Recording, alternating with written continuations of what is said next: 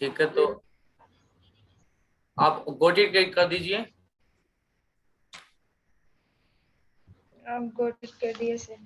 ठीक है, तो कल हमने पढ़ा था, कहाँ से आते सर? मेरे वाले में ऑप्शन नहीं है। क्योंकि होस्ट में हूं ना आपके इसमें।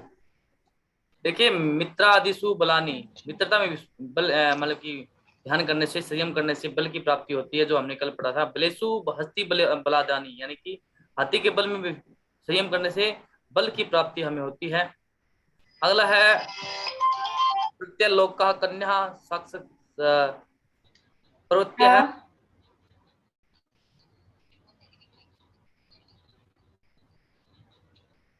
अच्छा, एक मेरी क्लास लगने लग रही है, रुक जा तुझे। हाँ करते हैं। Sorry sir. हाँ, हाँ बोलिए। पर्वत्या पर्वत्यः आलोकः ज्ञातसातः सूक्ष्मः सूक्ष्मः व्यहित व्यहित वही। क्या है, वही थी। व्यहित प्रकृष्ट ज्ञानम, हाँ सर। यानी कि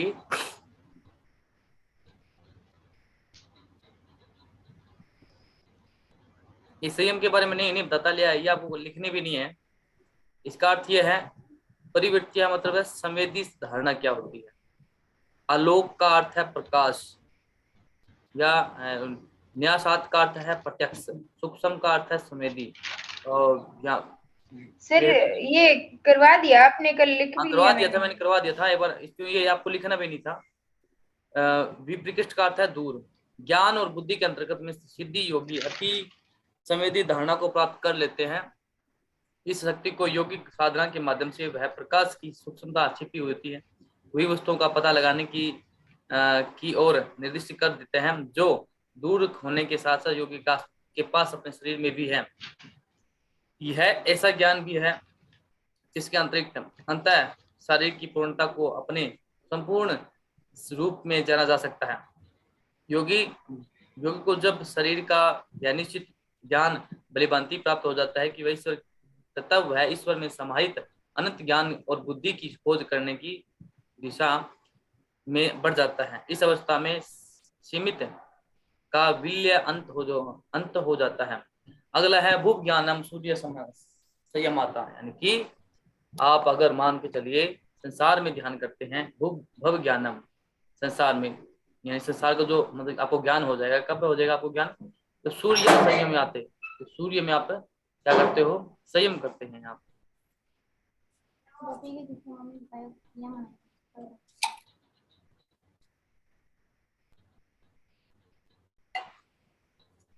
ठीक है।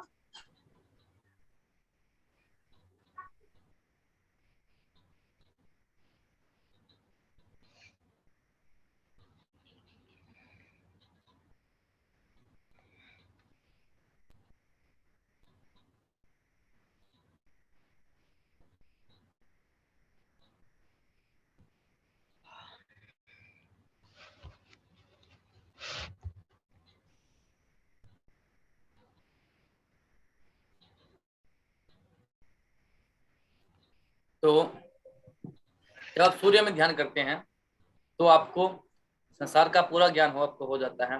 सिद्ध योगी सूर्य के प्रति एकाग्रचित होकर स्थूल ब्रह्मांडीय संसार के ज्ञान के प्रति प्राप्ति कर सकता है। भारतीय दर्शनों के अनुसार इस ब्रह्मांड में 14 जगत होते हैं, जो हमने कल पढ़ा था। ठीक है, और इनके बारे में आपको लिखना भी है। भूलोक, सर्वलोक, महालोक, ज्ञान लोक, तपोलोक, सत्यलोक। इसके नीचे वाले हिस्से में कौन कौन से होते हैं, आ गई, वे हैं अटल, विटल, सतुल, रसातल, तलातल, महातल, पाताल। इन 14 स्थूल मंडलों के अभिव्यक्ति के सारे शरीर सूक्ष्म ब्रह्मांड में भी होते हैं, क्योंकि स्थूल ब्रह्मांड सूक्ष्म ब्रह्मांड में होता है।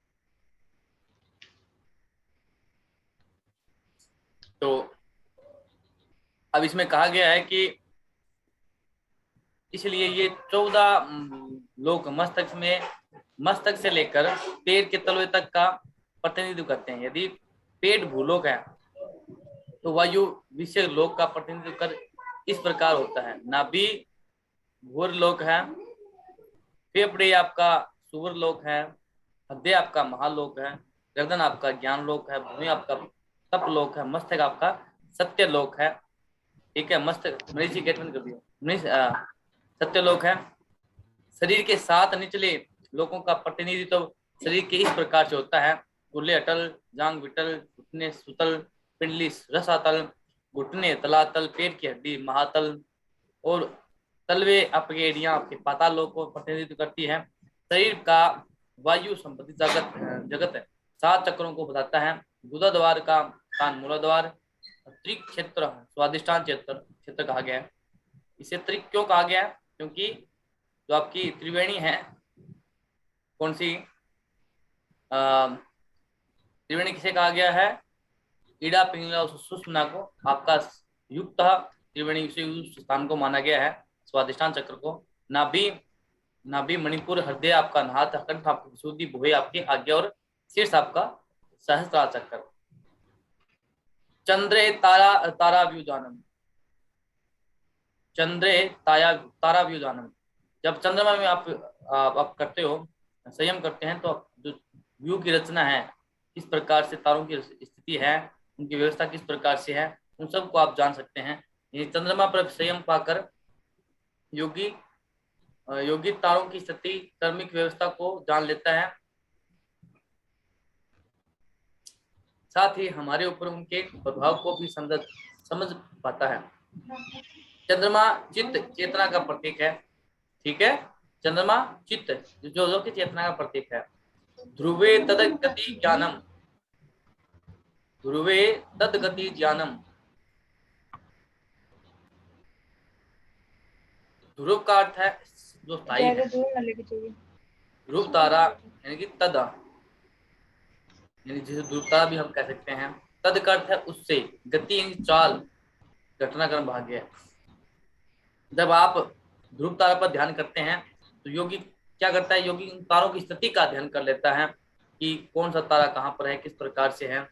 वे इनके आधार को भाग्य भी पढ़ सकते हैं, उनके आधार पर आप भाग्य भी पढ़ सकते हैं। यहाँ ध्रुव तारा बुद्धि का प्रतीक है और चंद्रमा किसका प्रतीक है बताओ? चंद्रमा किसका प्रतीक है? हाँ, चंद्रमा किसका प्रतीक है? चेतना, चेतना, चित्त का। चित्त का प्रतीक। और ध्रुव तारा किसका प्रतीक है? हमारा बुद्धि का प्रतीक है। अगर बुद्धि का विकास करना है तो ध्रुव तारा में आपको संयम करना पड़ेगा। मुझे लगता है कि 27वें 28वें और 29वें सूत्रों को समझने से पहले समझने के 2 पहलू हैं। ऐसा प्रतीक होता है कि वृद्धलौकिक ब्रह्मांड के ज्ञान में पतंजलि खगोलीय विद्या और ज्योतिषी के ज्ञानी थे। तारों ग्रहों राशियों के संबंध में ज्ञान रखने के कारण महर्षि को ज्योतिष शास्त्री भी कहा जाता है। नोट कर लीजिए, किस नाम से जाना जाता है महर्षि पतंजलि को? ज्योतिष शास्त्री के नाम से जाना जा सकता है।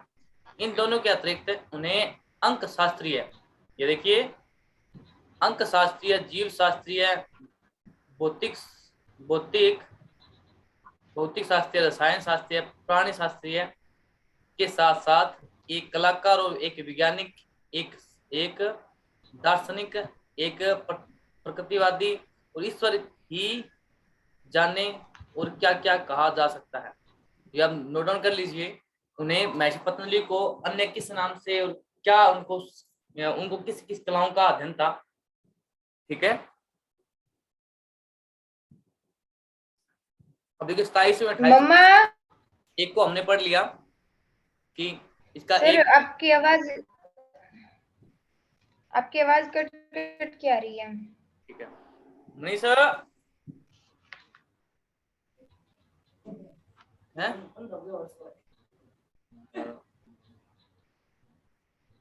वापस और डिस्कनेक्ट हो गया। अब आवाज सही आ रहा है? हाँ सर। हाँ, दूसरी बात यह है कि यह सूत्र वृद्ध लौकिक ब्रह्मांड की रचना के महत्व को बताता है। ये तो है हमारा वृद्ध लौकिक, ये था हमारा ये बताता है वृद्ध लौकिक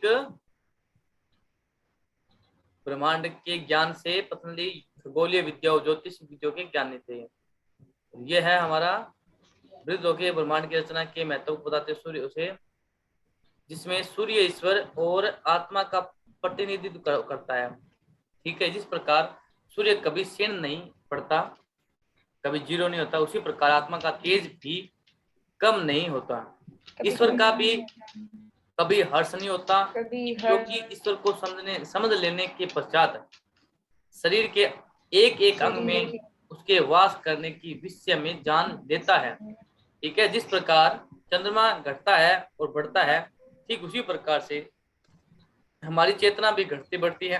ठीक है, चंद्रमा पर ध्यान स्थिर करने से, यानी चेतना पर ध्यान स्थिर करने से विचारों के अनगिनत तरंगों को शांत किया जा सकता है। किस पे ध्यान करने से? चंद्रमा पर ध्यान करने से। हाँ, चंद्रमा पर ध्यान करने से जो मन की जो हलचलें हैं, विचार को हम बिल्कुल स्थिर कर सकते हैं, जो कि अनगिनत विचार आते रहते हैं हमारे मन में। ठीक है, इससे यौगिक को चेतना के मूल को समझने में सहायता मिलती है। ध्रुव तारा, ऋतंभरा प्रज्ञा, इसके बारे में हम पढ़ेंगे, इसमें भगवद गीता में पढ़ेंगे ऋतंभरा प्रज्ञा होती क्या है, यानी सत्य का स्वरूप है, जिसकी व्याख्या पहले अध्याय के 48 सूत्र तथा जो चौथा अध्याय है उसमें, तो पहला अध्याय और चौथे अध्याय के 29 में ब्रह्म समाधि में की गई है। अब ब्रह्म समाधि के बारे में हम पढ़ेंगे इसमें केवल्य पाद के अंदर। ठीक है, समाधि कितने प्रकार की होती है? 2 प्रकार की होती है। कौन कौन सी? सबित समाधि और निर्भित समाधि, ये दोनों, ये तो उनका उपनाम है, संप्रजात और असंप्रजात। ठीक है, असंप्रजात, हाँ सर, संप्रजात और असंप्रजात, इन दोनों की समाधि इस ज्ञान से लगने के बाद धर्मिक समाधि। हाँ, इस ज्ञान से योगी परिस्थितियों का शिकार बनने की बजाय उनका स्वामी बन जाता है। इस प्रकार मैं मानता हूँ कि 27वें और 28वें और 29वें सूत्र सूक्ष्म जगत यानी शरीर की चर्चा करते हैं, क्योंकि अगले सूत्र यानी कि 30वें में नाभि का वर्णन मिलता है। ये हमारे क्या है? सूक्ष्म जगत है, सूक्ष्म चीजों के बारे में बताता है। अगला है नाभि, जो कि हमारा क्या है? स्थूल ब्रह्मांडीय, जो कि स्थूल है। ये तो है हमारे स्थूल सूक्ष्म। कौन कौन से? 27वां 28वां जो 29वां जो सूत्र है हमारा, वो तो है मित्र के अंदर, हाथी के अंदर, और अगला कौन सा है? मित्र हो गया, हाथी हो गया, उसके बाद में किसमें संयम करना चाहिए? ध्रुव तारा है हमारा, और फिर चंद्रमा है। हाँ सर, ठीक है, हाँ सर, हाँ, उन वो तो है हमारे क्या है? सूक्ष्म। अब आते हैं स्थूल में। ठीक है, चर्चा के बाद महर्षि पतंजलि अब शरीर की बात करते हैं, शरीर की बात करते हैं, जिसमें सूक्ष्म जगत के समान माना जाता है। मतलब सूक्ष्म जगत के समान जिन्हें माना जाता है, महर्षि पतंजलि का ये कहना है। इसके बाद वह उसके कार्य, उसकी संरचना की चर्चा करते हैं। यद्यपि मुझे लगता है कि 27वें से 29वें तक ब्रह्मांड की चर्चा है, बिल्कुल है, क्योंकि ध्रुव तारा है, चंद्रमा है और सूर्य है। ठीक है, फिर भी इस शरीर की भी बात करते हैं, जिसमें 14 लोक हैं, समाहित हैं। 14 लोक कौन कौन से हैं? तो स्वर्गलोक से लेकर पातालोक तक है। ठीक है, इस सूत्र के बाद वह विशेष रूप से शरीर की आंतरिक कार्यों की बात करते हैं। अब आता नाभि। सर आपकी वीडियो दिखाई नहीं दे रही। मैं कहाँ बैठा हूँ? ऐसे लाइट से दिखाई दे रही है सर। ठीक है, ये क्या है सर? ऐसे नाभि चक्रे कायव्यू जानम, नाभि के चक्कर में अगर हम संयम करते हैं, नाभि को हम देखते हैं, ध्यान लेके जाते हैं, ठीक है, तो शरीर की रचना का व्यू हमें पता लग जाता है। अब मुझे ये बताइए, नाभि चक्र काया व्यू जानम, हमें क्या करना चाहिए? संयम होता क्या है?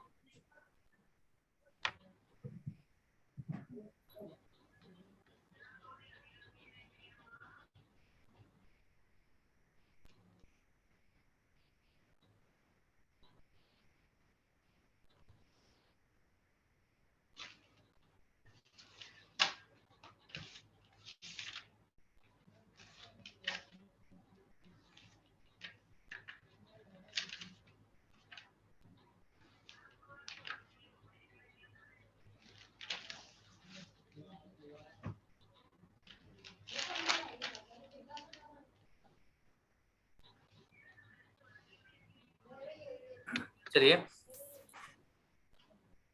तो नाभि चक्र काया जानम, नाभि आपकी जो मिडिल पार्ट है बॉडी का, चक्रिय रहस्यमय केंद्र आपका, काया शरीर है, व्यू का प्रणाली है, ज्ञान का अर्थ है ज्ञानम ज्ञानम। नाभि और मणिपुर चक्र का स्थान है, उस पर ध्यान स्थिर करने पर योगी के गठन का पूर्ण ज्ञान प्राप्त कर लेता है। क्योंकि नाभि को जीवन की ऊर्जा का उद्गम स्थल माना जाता है, क्योंकि ये क्या होता है, नाभि क्या है हमारा, जब बच्चे का जन्म होता है तो सबसे पहले इसका निर्माण होता है। मैंने आपसे संयम के बारे में पूछा था, संयम होता क्या है? आप सोच रहे हो सब भूल गए, ठीक है, कई चीजें याद आ जाती है। बताइए संयम, संयम क्या होता है? नहीं याद आ रहा सर। चलिए कोई बात नहीं, संयम क्रिया योग होता है। बताइए, क्रिया योग क्या होता है? क्रिया योग, हाँ, क्रिया योग याद ही नहीं आ रहा सर, क्या चलो कोई नहीं, नींद अभी आपको आई है, कोई बात नहीं। हाँ, आंखें मस नहीं लीजिए, सर, कोई नींद बात नहीं नहीं, आ रही। चलेगा। लेकिन एग्जाम की दृष्टि से आपका जो आपकी प्रिपरेशन है वो कम है, हाँ सर, कम है क्योंकि फिरोलने से अच्छा है कि माइंड को फिरोलें। ठीक है, अभी आपको मैंने बताया था। बताइए चित्त कौन सा है, चित्त चित्त का किसका प्रतिनिधित्व करता है, और हमें अपनी बुद्धि को किस प्रकार चंद्रमा से का। बढ़ाया जाए? अ, बुद्धि को, बुद्धि को ध्रुव तारा के से हाँ, ध्रुव बढ़ाया तारा जा से, सकता ठीक है ना, तो कल से शुरू कर दो, ध्रुव तारा को देखना शुरू कर दो बस कल, सुबह जल्दी उठो, ध्रुव तारा को देखो, बस सिंपल सी बात। ओके, चलिए, क्योंकि नाभिक की वो जीवन की ऊर्जा का उद्गम स्थल माना गया है, इस कारण सिद्धि योगी को अस्थि अस्थि मासल यानी कि अन्नमय कोश, देखो हमने कोश के बारे में पढ़ रहे हैं, देखो कितने हमारे कोश होते हैं, 5 प्रकार के शरीर के, है। कोष क्या था सर? मतलब ये मान के चलो आप, हाँ हाँ हाँ हाँ हाँ हाँ, अपने शरीर को कुछ हिस्सों में डिवाइड कर रखा है, 5 भागों में डिवाइड कर रखा है। सबसे पहले है हमारा प्राणमय कोश, फिर हमारा अन्नमय कोश, फिर हमारा मनोमय कोश, फिर है हमारा आनंदमय कोश, फिर हमारी आती है आत्मा। ठीक है, इस प्रकार से कुछ भागों में इसको डिवाइड कर रखा है। ठीक है, सबसे पहले कौन सा? प्राणमय, मनोमय, सॉरी अन्नमय, प्राणमय, मनोमय। ठीक है, कौन सा? सबसे पहले अन्नमय, प्राणमय, मनोमय, अन्न में, प्राण में, मनो में, विज्ञान में, विज्ञान में। विज्ञान। ओके सर, ठीक ओके है, सर, लास्ट विज्ञान। में हमारा आनंद में, और उसके बाद में है हमारा आत्मा। ठीक है, मैं कोई लिख लूं बात सर? आगे आएगा, आप ध्यान आगे आगे आप पढ़ोगे कोषों के बारे में, क्योंकि फिर आपको जानने की इच्छा रहेगी अन्य में क्या होता है, सॉरी अन्य में क्या होता है, फिर प्राण में क्या होता है, फिर मनो में क्या होता है, विज्ञान में क्या होता है, और फिर आनंद में क्या होता है। ठीक है, थोड़ा धैर्य बनाए रखें। तो क्या होता है अन्न में, यानी शरीर के साथ साथ दैहिक शरीर, यानी कि प्राण में की भी पूरी जानकारी होनी चाहिए। दूसरे हिस्से में श्वसन, परिसंचारी, अंतस्त्रावी, पाचन, उत्सर्जनी या फिर जनन प्रणाली शामिल भी है। इसके अतिरिक्त वह नाड़ी संबंधी ज्ञान को भी प्राप्त करता है। इसके अंतर्गत शरीर के संचालन की पूरी पूरी व्यवस्था शामिल है। इसके अंदर नाभि चक्रे कायायु जानम। ठीक है,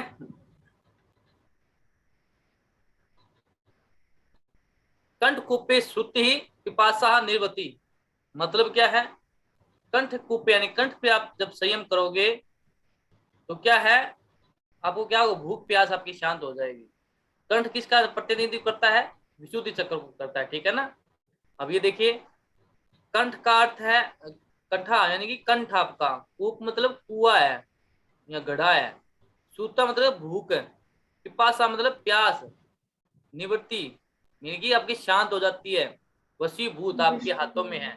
शुद्ध विशुद्धि चक्र के स्थान कंठ के कुएं यानी कंठकूप पर ध्यान स्थिर करने से रोगी भूख प्यास को अपने वश में कर सकता है, कर लेता है। हाँ कर लेता है, ठीक है। सर।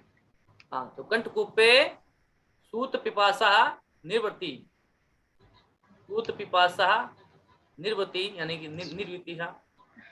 अगर आप उस संयम करते हैं, धारणा ध्यान समाधि एक साथ लेके चलते हैं, ठीक है, तो धारणा ध्यान समाधि इज संयम, ठीक है। ध्यान रखिए थोड़ा, क्रिया योग क्या है, तब स्वाध्यायी और ईश्वर प्राणिधान क्रिया योग कहा गया है। अगला है कुर्मा नाड्यम स्टेरियम। देखो हमारे शरीर में कुछ नाड़ियां भी हैं, ईडा पिंगला सुषमना हस्तिजीवा गांधारी कुर्मा, ठीक है। इस प्रकार से 10 नाड़ियों के बारे में बताया गया है, जो कि हम आगे पढ़ेंगे धीरे धीरे, ठीक है। तो इसमें बताया गया कुर्मा नाड़ी स्टेरियम, आप पे बैलेंस आएगा आपके अंदर। कुर्मा यानी कि कछुआ, ठीक है, कछुआ एक नाड़ी का नाम है। नाड्यम मतलब नाड़ी है, नस है। स्टेरियम आपकी निरंतरता है, आपकी ठहराव उसके अंदर। कुर्म नाड़ी पर ध्यान केंद्रित करने पर योगी शरीर की गतिविधियों और बुद्धि पर अपनी गतिविधियों और बुद्धि पर इच्छा अनुसार पूर्ण रूप से विजय प्राप्त कर लेता है तथा स्थिर दशा में लंबे समय तक रह सकता है। हाँ सर। ठीक है, क्योंकि कुर्म नाड़ी का स्थान है, क्योंकि कुर्म नाड़ी कहाँ स्थित है इसका स्पष्ट वर्णन नहीं है। इस कारण मैं यह मानता हूँ 10 मिनट में हमारी तो मीटिंग खत्म हो जाएगी। मानता हूँ कि यह पूरे तांत्रिक तंत्र समेत पाचन प्रणाली की बात कर रहा है। संभवतः कुर्म नाड़ी का अर्थ शरीर की तांत्रिक तंत्र से है, जिसके अंतर्गत सूर्य प्रतांत यानी सूर्य स्थान, यानी कि चंद्र स्थान आते हैं। इसे हाइपोथैलेमस के नाम से भी जाना जाता है। हाइपोथैलेमस क्या होता है? क्या पता सर, क्या होता है? बताओ क्या होता है? पता ही नहीं सर, क्या बताऊं। हाइपोथैलेमस नहीं पता आपको? पता है इसकी आकृति किस प्रकार से होती है हाइपोथैलेमस की? No sir.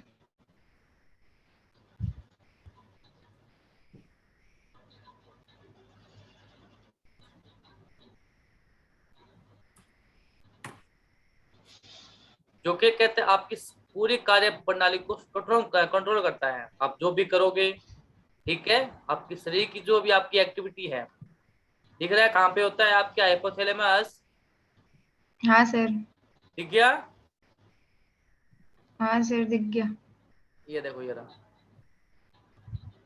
This is hypothalamus functional hormone centre disorder, ठीक है, यानी कि आपके कार्य प्रणाली से आपके हार्मोन को बैलेंस करता है। आपके डिसऑर्डर जो भी आपकी बीमारी होती है उनको सबको कंट्रोल करता है, जो कि एक बीज के आकार के टाइप से होता है, ठीक है। This is hypothalamus, okay. ऐसा ऊर्जा का ग्रह भी कहते हैं, ऊर्जा का ग्रह इसे भी कहते हैं, ठीक है। तो आपको ये नहीं पता था, आपने ना ही पूछा।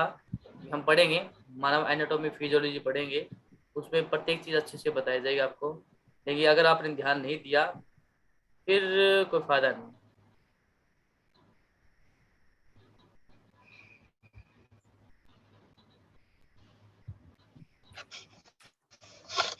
तो हम थे हाइपोथैलेमस के नाम से भी जाना जाता है, और यह शरीर के तापमान को नियंत्रित करता है। ऐसा कहा जाता है कि नाड़ी का स्रोत नाल का क्षेत्र होता है, क्योंकि विश्व कछुआ की पीठ पर टिका हुआ है, ठीक है।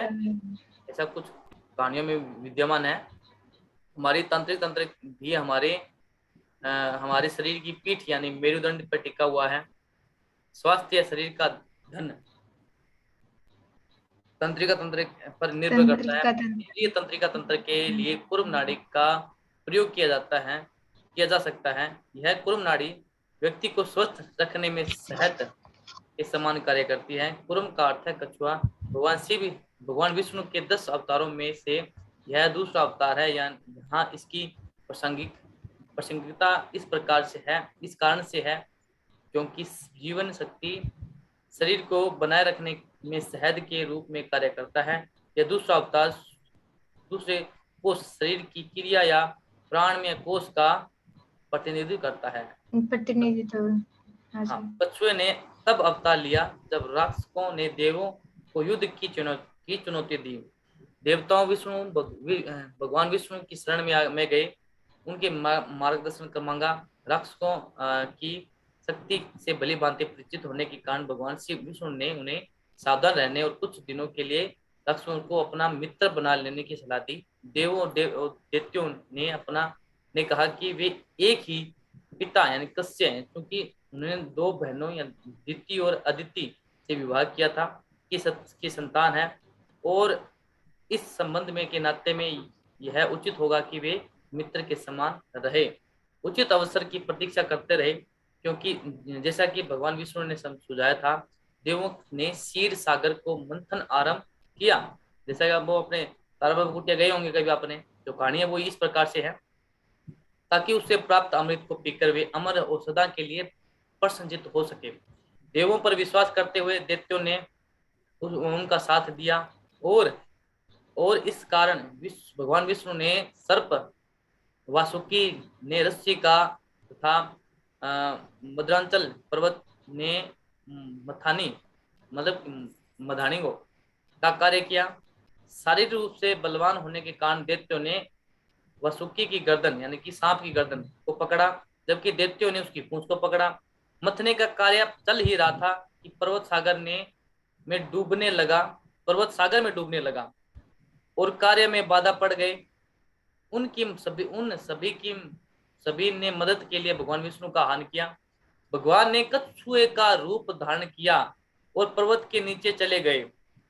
इससे पर्वत सागर के ऊपर का भाग मंथन कार्य पुनः चलने लगा।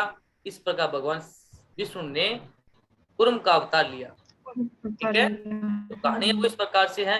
कछुए ने जिस प्रकार डूबते पर्वत को उठाया था, उसी प्रकार हमारे शरीर में कुर्म नाड़ी का काम ऊर्जा की नई शक्ति का संचार करना है, जिससे शरीर फिर से जीवित और शक्तिशील हो जाता है। इस क्षेत्र पर नियंत्रण कर लेता है, वह अपने तांत्रिक तंत्र को शक्तिशाली बना लेता है।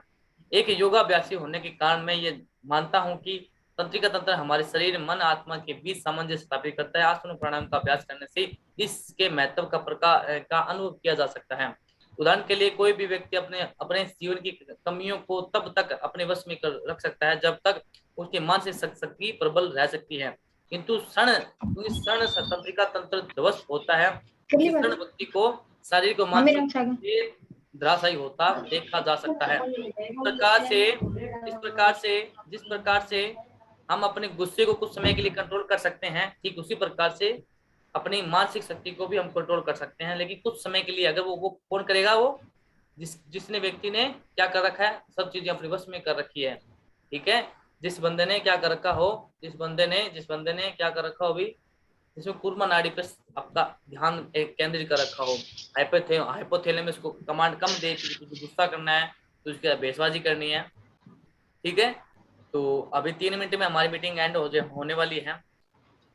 मुद्र ज्योति सिद्धा दर्शनम। दोबारा लिंक भेजोगे सर? दोबारा ज्वाइन करेंगे। टाइम क्या हुआ है? टाइम बताना। 4-7 सर। 4-7? हाँ सर। 4-7 हो गए फिर तो हाँ, मुश्किल हाँ है। सर। हाँ, मुद्र ज्योतिषी सिद्ध दर्शनम, ये हम कल पढ़ेंगे। ठीक है, तो आज तक सर पहले बता दो आज कौन कौन सा करना है। आज पढ़े कितने हम लोगों ने? ये पढ़ना है, ये सारे करने हैं, सारे करने हैं आज। हाँ तो बताओ ना सर, कौन कौन से करने हैं? 28वां करना है, 29वां करना है, हाँ सर। और 30वां करना है, 31वां करना है, 32वां करना है। ठीक है। 32वें तक पढ़ा है ना सर आज हाँ, हमने? 32 तक पढ़ा हमने। Okay sir. ये 33वां पढ़ा दीजिए सर, ये तो छोटा ही है, हो जाएगा इतने में। नहीं, अब टाइम हो गया ना, 2 मिनट रह गई अपने पास, 2 मिनट में कर लेंगे हम लोग। ठीक है। मधुर ज्योति सिद्ध सिद्धा दर्शनम, यानी कि मधुर यानी कि शीर्ष आपका, ज्योति से प्रकाश का है, सिद्ध का अर्थ है सिद्ध, दर्शन दृष्टि, मस्तक से यानी कि ब्रह्मरंध्र और सहस्त्रा चक्र। ब्रह्मरंध्र आपका होता है बिंदु चक्र कहते हैं, सहस्त्र आपका जो ये वाला भाग है, इसको पर चमकती आभा पर ध्यान ये होता है सहस्त्र चक्र, यहाँ होता है सर ब्रह्मरंध्र या चक्र? बिंदु बिंदु बिंदु ब्रह्मरंध्र। ठीक है। चमकती आभा पर ओके सर। ध्यान स्थिर कर योगी सिद्ध पुरुषों में सृजनात्मक विचार और दृष्टि प्राप्त कर लेता है। जब हम पढ़ेंगे ना, हम क्या पढ़ेंगे, अष्ट चक्र चक्र पढ़ेंगे, तब उसमें बताया जाएगा सहस्त्र कहाँ होता है, ब्रह्मरंध्र कहाँ होता है, बिंदु चक्र कहाँ होता है। ठीक है। आज्ञा चक्र कहाँ होता है, विशुद्धि चक्र कहाँ होता है, अनाहत चक्र कहाँ होता है, इस प्रकार से सभी चक्रों का वर्णन मिलता है। ठीक है। अगला क्या है, प्रतिभाद्वा सब्रह्म। ठीक है ना, तो उसके बाद हम कल पढ़ेंगे, तो कल ही ठीक रहेगा। चलिए, ठीक है भाई दीक्षा आरजू, तो ये मैं आपको अभी भेज देता हूँ। अभी भेज दीजिए सर, ठीक है। ठीक है, अभी भेज देता हूँ।